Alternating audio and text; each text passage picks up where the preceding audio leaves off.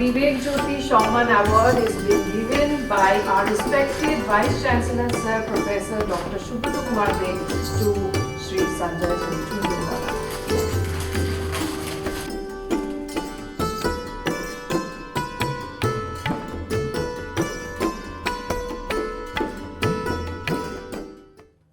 নমস্কার, আমি মোনালিসা। শুরু করছি আজকের অনুষ্ঠান। ঋষিকেশ মুখার্জির 1971 সালের সেই ছবিটা মনে আছে, আনন্দ? এই মানুষটার এই ছবিটা খুব পছন্দের। মেরা নাম জোকারের প্রত্যেকটা গান ইনি খুব পছন্দ করেন। অবসর সময় পরিবারের সঙ্গে সময় কাটানো থেকে শুরু করে খুব সিলেক্টেড কিছু বন্ধুদের সঙ্গে বেড়াতে যাওয়া, এটা তার একান্ত প্রিয় হবি।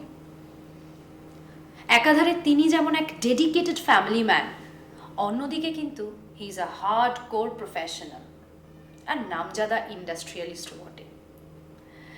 আমরা এখন এসেছি মানি স্কোয়ারের মানি গ্রুপের সিইও মিস্টার সঞ্জয় ঝুনঝুনওয়ালা, এক কৃতি বঙ্গ সন্তানের সঙ্গে কথা বলতে।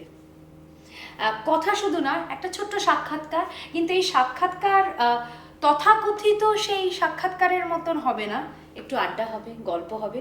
স্যারের থেকে অনেক অ্যানেকডটস আমরা জানবো, স্যারের মোটিভেশনাল ফ্যাক্টরটা জানবো।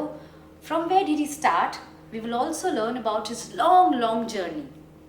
আর সব থেকে গুরুত্বপূর্ণ যেটা, এই কৃতি বঙ্গ সন্তানকে Swami Vivekananda group of institutes আজ ভূষিত করলেন বিবেক জ্যোতি সম্মান লাইফ টাইম অ্যাচিভমেন্ট অ্যাওয়ার্ডে, যার জন্যে আমরা অত্যন্ত কৃতজ্ঞ। আপনার এই সময় দেওয়ার জন্যে you have scoped out enough and invaluable time for us from your busy schedule. We know that you are very busy, but you also like to give adda sometimes. We know that, sir.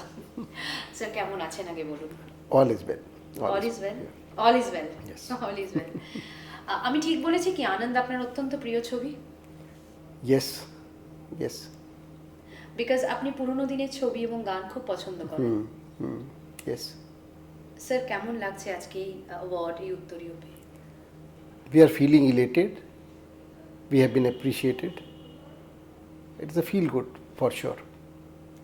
Swami Vivekananda group of ইনস্টিটিউটসের পথ চলা শুরু হয় 2008 সাল থেকে সোনারপুর এবং বারুইপুর ক্যাম্পাসের মাধ্যমে। তারপরে ব্যারাকপুরে 15 একর জমির ওপর 2009 সালে গড়ে ওঠে আরেক নজিরবিহীন ক্যাম্পাস। বলা বাহুল্য, তারপর আর there is no looking back.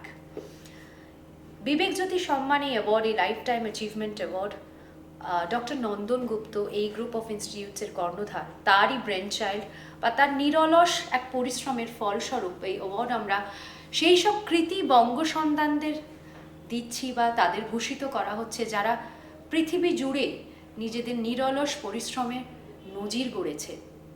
সমাজের বিভিন্ন স্তরের মানুষকে তারা ইন্সপায়ার করেছে, স্পেশালি এই ইয়াং জেনারেশনকে, ছাত্র ছাত্রীদের তাদেরকে মোটিভেট করেছে শুধু জব সিক করাতে নয়, এন্টারপ্রেনারশিপ ডেভেলপমেন্টেও নিজেদের কিভাবে বিজনেসম্যান বা বিজনেস ওম্যান হিসেবে গড়ে তুলবে সেই ব্যাপারেও তাদেরকে মোটিভেট করেছে।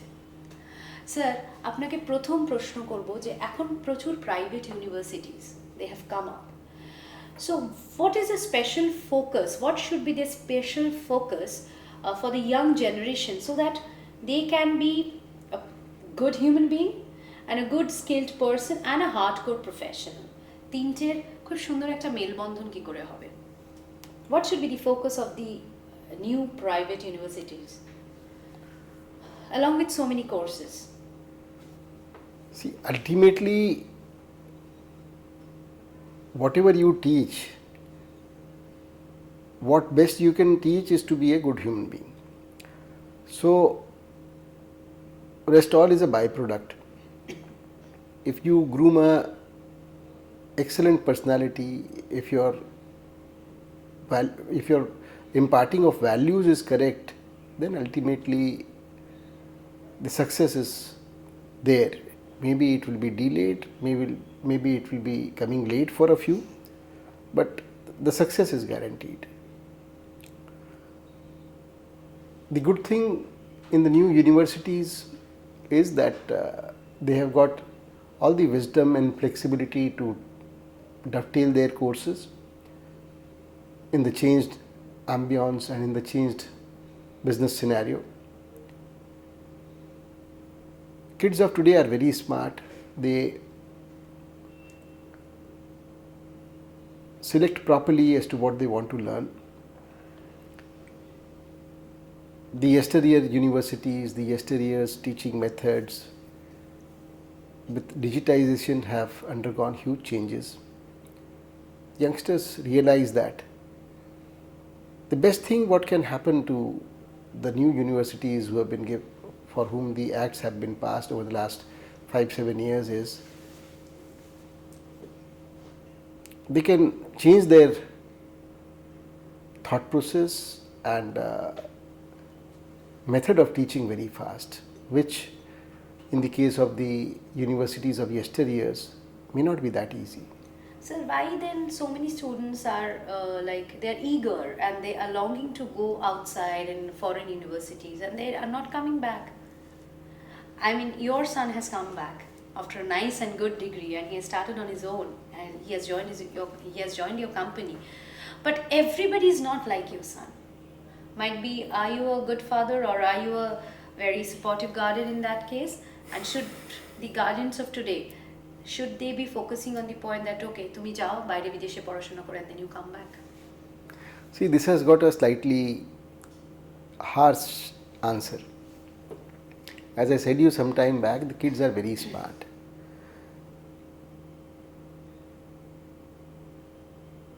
The employability overseas and the lifestyle overseas is far better than what is offered in India.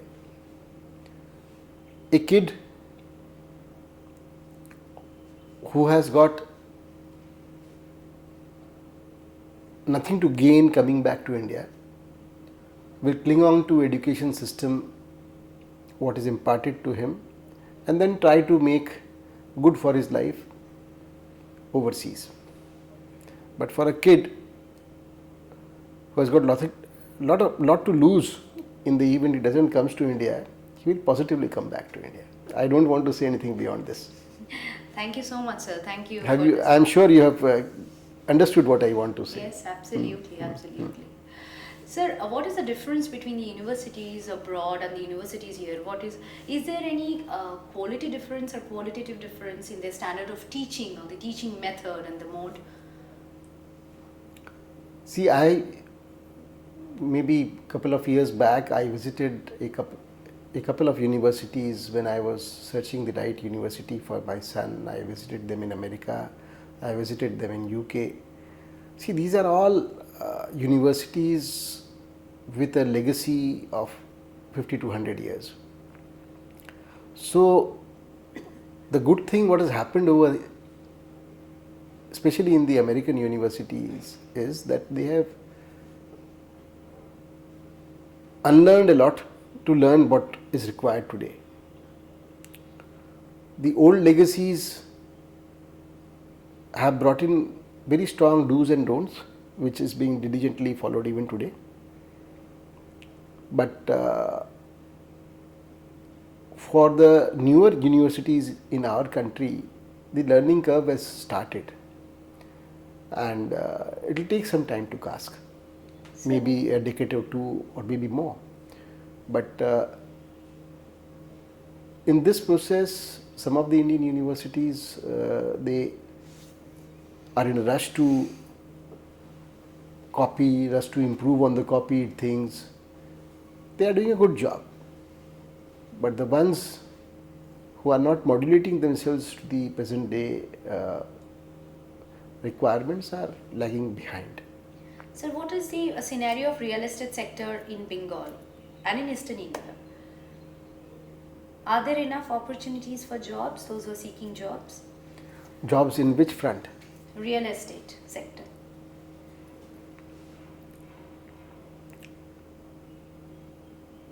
See, the answer is that the candidates whom we get from the campus, we need to really work hard on them to set them right. May it be any big I don't want to name any, may it be any big university from where we get the kids. The courses needs to be looked at. the kids need to be multi-technicians. They need to have proper knowledge of multiple disciplines of a, suppose, let us take the example of a building which is being built. The building requires, and we get a civil engineer. We do not have a discipline of multiple technician or a multiple disciplined engineer. Why a civil engineer? A building has, suppose if the building is to be completed in 2.5 years, the civil work is completed in 9 months. What that gentleman does for the remaining period? He has to be either released or deputed to other site. This is not fair. If that boy or that girl is having multi skills, then he can work on facade, he can work on plumbing, he can work on interiors. So in a 3-year course, if civil engineering is the main course, then the remaining 2 years he should have multi-technician, multi abilities skilled into him. Today we need those type of people. Even computer knowledge is necessary. Our courses will have to be properly dovetailed. The kids needs to be properly trained outside campuses before they get into the job of, before they get out and seek jobs. Today nobody wants to, because suppose if I take a civil engineer, he will cost me 70,000 rupees a month. I am talking a bachelor of engineering boy, 70,000 rupees once he comes out from the campus. 2 years or 3 years experienced person, I will get at 80,000 rupees. If this boy is multi-skilled and he can do multitasking, this boy's employability is 1 lakh rupee a month. Problem is that today whatever is being added to the society, that is actually an unemployable lot. But do you think that there are enough job opportunities for so many students who are passing out? Why not? Why not? They are getting proper placements? They will get proper placement if they give the value. See, as I said you some time back, majority of the people can be used as multi-technician in maintenance job of IT parks, hotels, residences. Diplomas can also be trained for multi-skilled delivery. This year only talking about Bengal and Eastern India. What about the other states? They do have such practical oriented multi-talented students, or do they teach? See, we are present in Bhubaneswar, we are present in Rajasthan, and we are present in Bengal. In Rajasthan, we find people who have got multiple skilling done to them. In Bhubaneswar, we do not find people who are having multi-skilling done to them, and in Bengal, we do not find people who are having multi-skilling done to them. So, your important suggestion for Bengal, for the private universities and also for the government universities would be? Please multi-skill these kids. Okay. Train them for various disciplines. I'll give you a very simple example of MBBS doctors. Before a doctor gets into the MD mode, he is taught all the subjects which is required for healthcare. That includes gynae, that includes medicine, that includes pharmacology, that includes everything.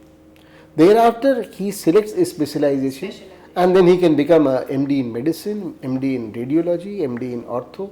He can choose whatever he wants to. But in civil engineering, it is civil engineering at the bachelor's level and civil engineering at the master's level. It's not fair. A civil engineer cannot be used in the job of electrician or electrification. He cannot be used in the plumbing job. He cannot be used in the hydraulics job. So more of this practical orientation needs to be given. So you limit him. Automatically potential is not being built you limit him, and his employability is reduced. His potential is also not being sharpened properly. Yes. So do you think so that Kolkata and Bengal is enough remunerative? Because sometime back you told me that there is not, like when you go to the foreign countries, like in America, Europe, Australia, they give you, like, the salary is huge and lifestyle is also absolutely different and luxurious. So I do feel you think so that needs to be understood properly. Let us take the example of a person who is going, say, traveling 5 hours and going to Singapore. Now, Singapore lifestyle, the day life, the night life, everything is miles ahead of what we find in Calcutta, Bengal, or by that matter even in India. So today, if that person is to inherit or fall back on a multi-crore business back in Calcutta, he will come back galloping to Calcutta. If he doesn't have that, then the other barter which he looks at, that very well, let me find some employment for me in Singapore. I am happy over here. कलकत्ते में जाकर के लाख रुपया महीना कमाएगा, Singapore में 3 लाख कमाएगा या 2 लाख कमाएगा, हो सकता है 2 लाख खर्चा कर देगा, but the lifestyle over here is far better. Why Bengal and Kolkata is not becoming enough remunerative to like to retain back the students, the younger generation, to retain them back? That is very important, quote unquote. See, what Calcutta is and what Bengal is and what India is, I am too small a person to comment upon. But so you're a big industrialist. No, but we are in our own domain. We positively have got our own businesses. But I am too small a person to comment about Bengal and India and employability over here. But I can positively say that our teaching institutions needs to very carefully look at multi-skilling the students. Thank you so much, sir. And my last question would be, आपका कोई एक anecdote बताओ जो बचपन में हुआ था या in your prime youth, which sort of changed your life and which sort of inspired you to become what you are today, sir? So, एक और दो anecdotes. Only one I will say. So, what happened, I was one out of the many. When I was working, when I was in service, I am telling you 78, 79, I was then 17 years, 18 years old. We were a joint family, and as it happens, some comments within the family was made about me and my parents. So that, fired me that, okay, I am today earning 275 rupees a month. I don't have sufficient money to, pay my fees or pay my minibus fare. I will prove myself. When I used to write the cash books and ledger with my employer, I used to look at that, that someday I will also have a company which will have a ledger or a cash book like of that thickness. I couldn't join chartered accountancy because I didn't had sufficient money to pay the fees. Today, God has blessed me so many colleagues who are chartered accountants working for Money Group. Congratulations. So I am happy with whatever has happened to me. And this leads to a very important and very hilarious sort of a question, which would be my last. How many times have you seen movie in Money Square with your family? Once. Only once? Yes. Why, sir? That is the truth. That is the truth. And Yes. which movie did you see? I don't remember the name. Once I have seen, yes. You are not a movie buff. You like these yesteryear movies, right? Yes. And what is your favorite dish? Did you eat in food court? Yes. Money Square? Yes. How many times, sir? So, Money Square Food Court, I used to, maybe a couple of years back, when we used to do food testing for the chefs which we used to appoint. I have done that many a times, maybe 20-30 times. Rajasthan thali, special thali? No. All type of food. I am a vegetarian, so whatever comes under the category of vegetarian, all. No problem. You must be liking the rasgullas, rasgulla, banglar. I've got no special liking for a particular type of food, but I positively love good quality food. Thank you, sir. Thank you so much. And thanks for your advice and important tips. You should have the fire within yourself to run miles and run ahead and climb the rock and do not stop. Arise and awake. Thank you. Thank you so much, sir.